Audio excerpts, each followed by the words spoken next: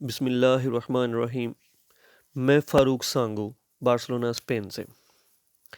کیا کبھی پاکستان کے مفاد کو مقدم رکھا جا سکتا ہے؟ کیا ملکی سیاست ایک بار پھر ہارس ٹریڈنگ اور شعبدہ بازی کے رحم و کرم پر ہے؟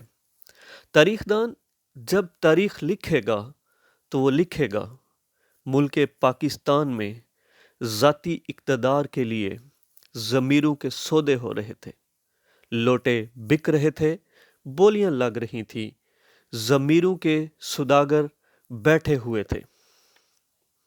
جن اداروں کو عوام کے ٹیکس سے تنخواہیں دی جاتی ہیں، مراد دی جاتی ہیں، وہ آج سارے خاموش ہو کر بیٹھے ہیں۔ دیکھو، ایک جرم ہے، جرم کی سزا ہے نااہلی، ڈسکوالیفیکیشن۔ تو جرم کو روکنے کی کوئی سزا نہیں ہے، اور جرم کو روکنے والے کوئی ادارہ نہیں ہے؟ کیا ان کے بیانات کافی نہیں ہیں ان کے جرم کو ثابت کرنے کے لیے، جن کے ضمیر آج جاگ گئے ہیں؟ کیا ان کی نااہلی کا کوئی ثبوت اب باقی رہ گیا ہے؟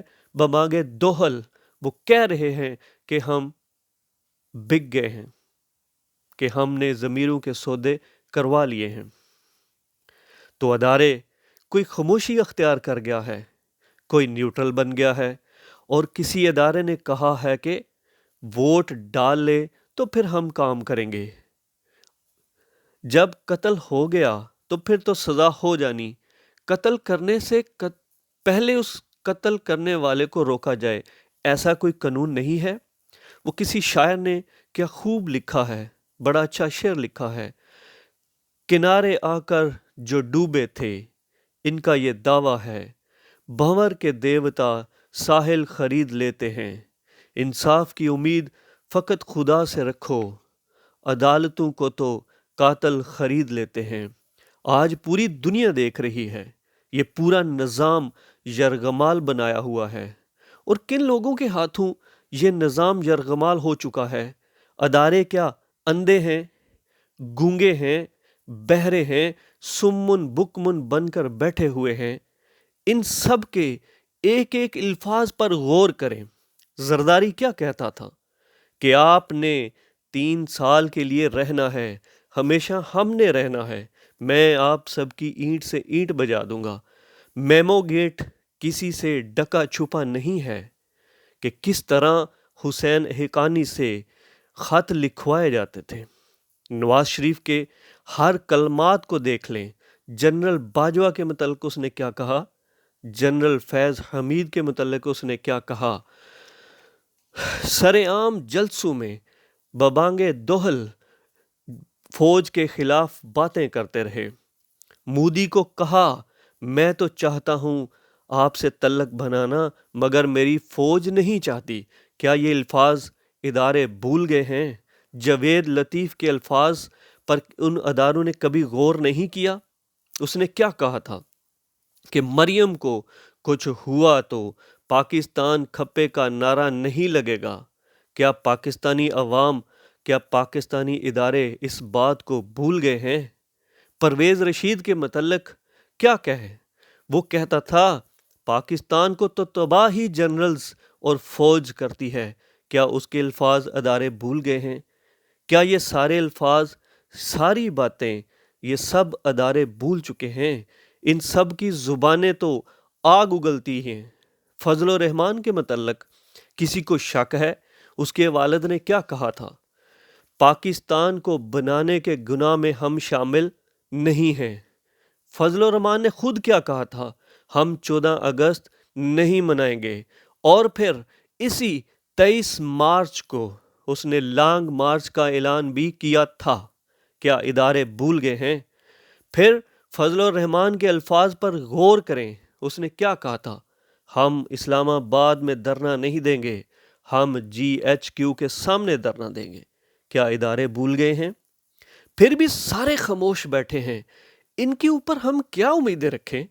ہمیں بتائیں، یہ عوام کہاں جائے، کس کو روئے، کس کو اپنی تکلیفیں بتائے؟ ان کو کنٹرول کرنا اداروں کا کام نہیں ہے؟ عدالتوں کا کام نہیں ہے؟ سیکیورٹی اداروں پولیس کا کام نہیں ہے؟ ان کو کس نے کنٹرول کرنا ہے؟ اور اگر اداروں کی حالت دیکھی جائے، مریم کو نیب نوٹس دے تو نیب پر پتھراؤ کراتی ہے، نیب میں دوبارہ جرت ہی نہیں ہوئی کہ اس کو دوبارہ نیب میں بلائے۔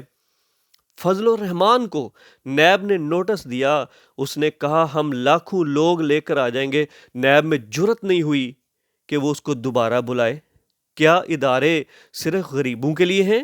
سزائیں اور جیلیں صرف عام اور غریب لوگوں کے لیے ہیں؟ پھر یہ اتنا تماشا کیوں؟ یہ پارلیمانی نظام کوئی بہتری نہیں لا سکتا۔ یہ پارلیمانی نظام فیل ہو چکا ہے۔ یہاں پر فارم آف پریزیڈنسی ہونا چاہیے،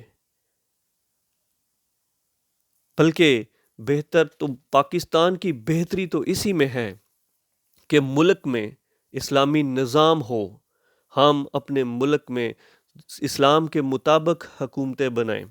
صدارتی نظام پارلیمانی نظام نہیں ہے۔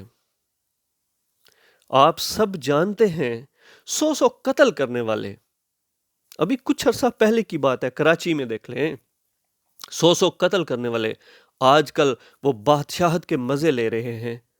خدا را، میری قوم کو سوچنا چاہیے، پاکستان کے اداروں کو سوچنا چاہیے، کب تک ہم عوام یوں بلکتے رہیں گے، یوں سسکتے رہیں گے، یوں ان جاہلوں، ان چوروں، ان لٹیروں، پہلے ان کے والدین، پھر ان کی نسلوں کے غلام بنے رہیں گے؟ کب تک؟ کب ہم نے اپنی تقدیر کو بدلنا ہے؟ کب؟ کیسے؟ اس کے بارے میں ہمیں سوچنا چاہیے۔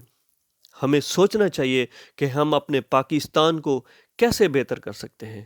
بھول جائیں آپ کسی بھی گورنمنٹ کو، تحریک انصاف، نون لیگ یا کچھ بھی، کبھی عام عوام کو بھی یہ سوچنا چاہیے کہ ہمارے لیے کون سے سسٹم میں بہتری ہے، اس کے لیے کچھ کرنا چاہیے۔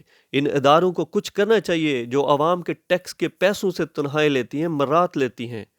خدا را، کچھ تو ہمارے حال پر رحم کرو، کچھ تو رحم کرو۔